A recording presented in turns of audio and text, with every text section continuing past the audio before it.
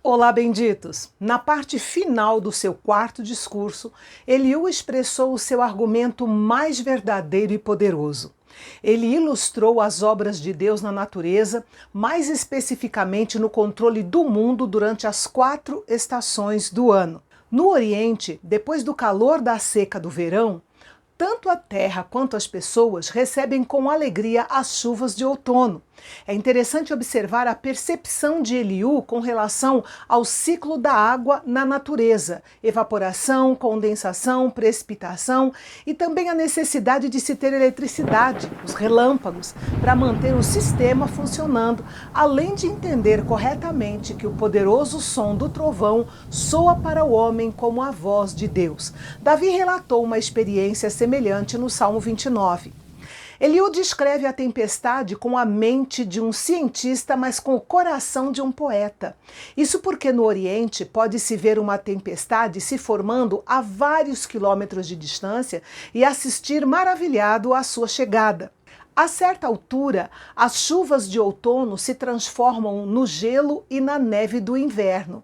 Os trabalhadores param com seu serviço e os animais selvagens buscam abrigo nas suas tocas. Deus sopra sobre as águas e elas congelam. O que o homem do tempo chama de fenômeno meteorológico, Eliú chama de obra miraculosa do Deus Todo-Poderoso. A seu tempo, os ventos mais quentes começam a soprar, a neve e o gelo derretem e as nuvens de chuva voltam a aparecer. Chega a primavera. Eliú sabia do papel importante do vento nas condições meteorológicas do mundo. Ninguém consegue prever com precisão o que o vento fará, mas Deus está inteiramente no controle. Ele observa como o ciclo da água funciona de modo perfeito. As nuvens estão cheias de água, os relâmpagos lampejam e as chuvas caem. E entende que em certas ocasiões Deus envia tempestades para nos disciplinar, mas na maioria das vezes a chuva é uma dádiva do seu amor e da sua misericórdia. No verão se vê o equilíbrio das nuvens e tudo fica quieto. O sol de verão aquece o ar e o vento sul sopra do deserto e aquece as vestes das pessoas. O céu é como um espelho de metal polido e ninguém tem vontade de fazer outra coisa senão descansar. O que percebemos aqui é que Eliú está fazendo muito mais do que dar uma palestra científica sobre as 4 estações. Seu desejo era que Jó refletisse sobre a grandeza de Deus e as maravilhas da natureza e percebesse o quão pouco ele sabia de fato sobre Deus e toda a sua atuação neste mundo.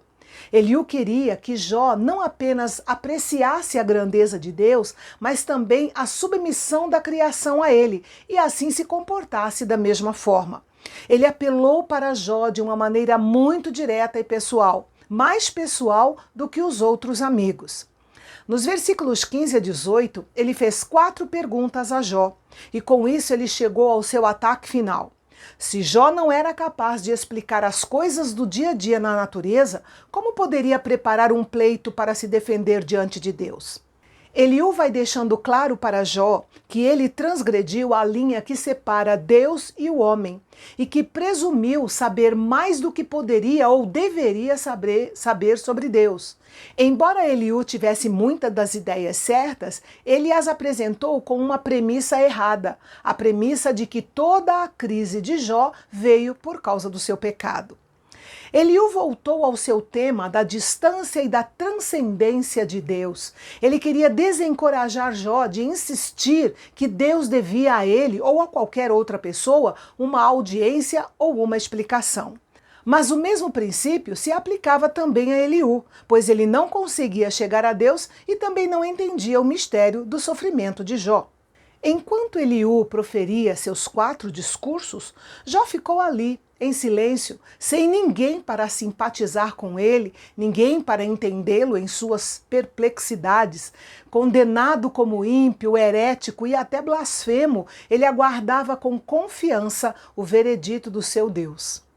As palavras finais de Eliú nos lembram de que, mesmo não sendo capazes de entender inteiramente a Deus, sabemos que Ele é grande e justo e que não aflige os seres humanos sem ter algum propósito. É possível que, enquanto Eliú falava, uma tempestade fosse se formando em algum lugar distante, e quando finalmente ele terminou seu discurso, essa tempestade chegou e se formou um grande redemoinho. E Deus estava nele. Depois de ficar calado por 35 capítulos e de ouvir o suficiente da sabedoria quase correta daqueles 5 homens, Deus decidiu vir pessoalmente confrontar não apenas Jó, mas também os seus amigos. Prepare-se para ouvir a voz do próprio Deus no nosso próximo encontro aqui no Canal Bendito, o nosso canal de Fala Fácil, onde a teologia é para todos.